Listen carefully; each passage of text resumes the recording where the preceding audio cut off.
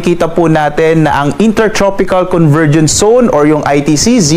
ito yung salubungan ng mga hangin mula sa magkaibang hemispheres o hating globo ng mundo ay patuloy na nakakaapekto sa bahagi ng Mindanao, gayon din sa may silangang bahagi ng Kabisayaan. Ngayong araw, inaasahan pa rin natin ang maulap na kalangitan na mas malaking tsansa ng mga kalat-kalat ng mga pag-ulan, pagkilat, pagulog sa may bahagi ng Mindanao at gayon din sa may Eastern Visayas. Sa nalalabing bahagi naman ng ating kapuluan, easterlies o yung hangin nagmumula pa rin sa karagatang Pasipiko ang siyang nakakaapekto sa impong bahagi ng ating bansa. Makikita niyo halos walang masyadong kaulapan dito sa may kanlurang bahagi ng ating bansa dahil nga itong southwest monsoon na habagat ay bahagyangang humina at dahil dito inaasahan naman natin partikular na sa may bahagi ng Luzon na generally fair weather tayo pero posible pa rin yung mga thunderstorms sa hapon hanggang sa gabi at base nga sa ating mga pinakahuling datos wala pa rin tayong minomonitor na anumang low pressure area in the next few days ay malit po yung chance na magkaroon tayo ng bagyo sa loob ng Philippine Area of Responsibility.